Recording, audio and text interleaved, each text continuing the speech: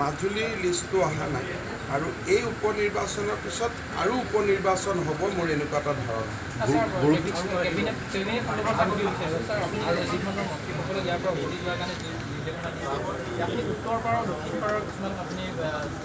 যিসকলে যোৱাকালি উত্তৰ পাৰেদি আহিল ঘূৰি যাওঁতে দক্ষিণ পাৰেদি ঘূৰি যাব। মই যোৱাকালি উত্তৰ পাৰেদি আহিলোঁ, তাৰমানে বিশ্বনাথ হৈ আহিলোঁ। আজি মই দক্ষিণ পাৰ হৈ ঘূৰি যাম, তাৰমানে যোৱাকালি মই গোটেই দিনটো ডিব্ৰুগড়। ঠিক তেনেকৈ অহাকালি তেনেকৈ ধৰি ল'লোঁ পীযুষ হাজৰিকা যোৱাকালি ডিব্ৰুগড়েদি আহিছে, তেওঁ আজি বিশ্বনাথ হৈ উভতি যাব। চন্দ্ৰমোহন পাটোৱাৰী ডাঙৰীয়া যোৱাকালি ওদালগুৰি দি হৈ আহিছে, গতিকে আজি তেওঁ গোলাঘাট বা শিৱসাগৰ যোৰহাট দি ঘূৰি যাব।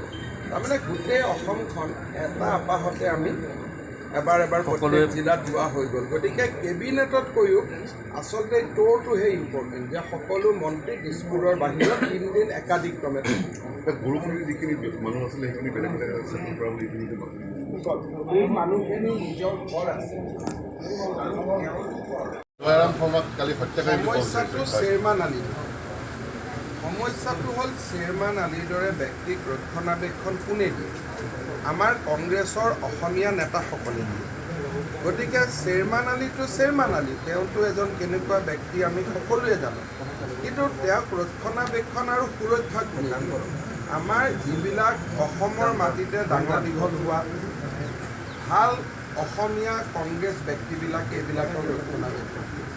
গতিকে মইতো ভাবোঁ যে এনেকুৱা কথা কৈ থকা ব্যক্তিক আমি আমাৰ বৰঘৰত কেতিয়াও মাতিব নালাগে। যেনেকৈ 83ত আছিল তেওঁলোকক তেনেকৈ থাকিব দিব। আপোনাক হিটলাৰ বুলি কৈছে আৰু অসমীয়া জাতি ধ্বংস হ'লে আপুনি আপোনালোকৰ চৰকাৰে দায়ী হ'ব বুলি কৈছে। এতিয়া গোটেই অসমৰ ৰাইজে মই যিখিনি কৰি আছোঁ তেনেকুৱা কৰি থকাটোৱে বিচাৰিছে। 5টা সমষ্টিত উপনিৰ্বাচন যিমানে ঘোষণা কৰা হৈছে, গতিকে মই উপনিৰ্বাচনলৈ ইমান চিন্তা কৰা নাই। কিহৰ কাৰণে সেইটো দলে চাই, চৰকাৰ হিচাপে মোৰ দায়িত্ব অকল প্ৰচাৰ অভিযান কৰাই। 2 তাৰিখে আমাৰ দলৰ নিৰ্বাচনী সমিতিৰ প্ৰাৰম্ভিক বৈঠক হ'ব বুলি ভৱেশ কলিতা ডাঙৰীয়াই জনাইছে। তাতে আমি সন্তুষ্টিৰ প্ৰথম সপ্তাহত ডিচেম্বৰত আমাৰ কেবিনেটখন হাফলঙত হ'ব। এই ধৰণে আমি এটা এবছৰৰ কাৰ্য আমি বনাই ৰাখিছোঁ যে এই 12 মাহ আমি কৰি যাম। স্বাভাৱিকভাৱে ধেমাজিত আজি কেবিনেট হৈছে।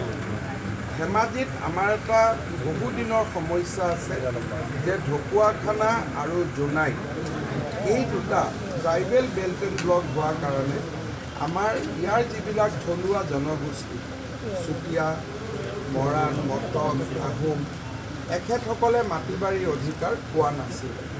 আজি কেবিনেটত আমি জনজাতীয় লোকসকলক সংৰক্ষণ দিয়াৰ কাষে কাষে এলং উইথ ডেট কেনেকৈ আমি অসমৰ আন থলুৱা জনগোষ্ঠীসমূহকো ভূমিৰ অধিকাৰ দিব পাৰোঁ, যাতে আমাৰ জাতিসত্তাসমূহৰ মাজত ভুল বুজাবুজি কমি যায় আৰু এটা বৃহত্তৰ অসমীয়া জাতি হিচাপে আমি আত্মপ্ৰকাশ কৰিব পাৰোঁ। এই থিমটোৰ ওপৰতে আজি আমাৰ কেবিনেটত মুখ্যতঃ আলোচনা হ'ব। লখিমপুৰ ধেমাজি বুলি এটা বানপানীৰ ওপৰত আমাৰ মন্ত্ৰী পীযুষ হাজৰিকাই মন্ত্ৰী হোৱাৰ পিছত কিজানি ৰিপিটেডলি ধেমাজিতে আহি আছে।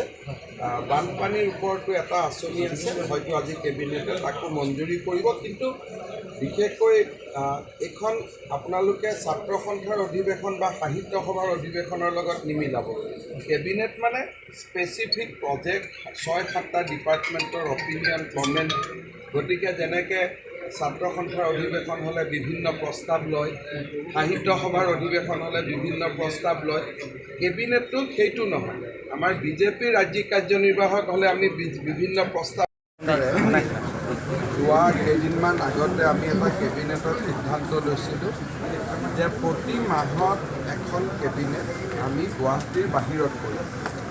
উদ্দেশ্যটো হ'ল এইটোৱে যে গুৱাহাটীৰ বাহিৰত যেতিয়া আমি কেবিনেট কৰিম, কেবিনেটৰ আগদিনা অসমৰ বিভিন্ন জিলাত আমাৰ অসমৰ মন্ত্ৰীসকল যাব। তাতে অংগনবাদী কেন্দ্ৰ চাব, প্ৰাথমিক বিদ্যালয় চাব, হাইস্কুল চাব, জল জীৱন মিছনৰ কাম চাব, হস্পিটেল চাব। এনেকৈ 7-8টা আমি কাম বান্ধি দিছোঁ। যোৱাকালি ধেমাজিত আহোঁতে আমাৰ মন্ত্ৰীসকলে বিভিন্ন জিলাত সোমাই মোকে ধৰি আমি 7-8টা স্থানত আমি সোমাই আহিছোঁ।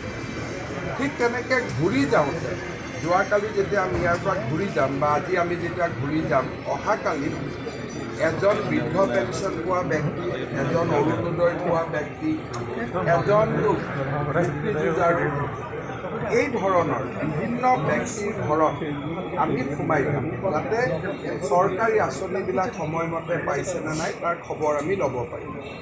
ধেমাজিৰ পৰা আমি উভতি গৈ আমাৰ যিখন কেবিনেট নেক্সট গুৱাহাটীত হ'ব, তাতে এই অভিজ্ঞতাখিনি আমি আলোচনা কৰিম, যাতে পৰৱৰ্তী পৰ্যায়ত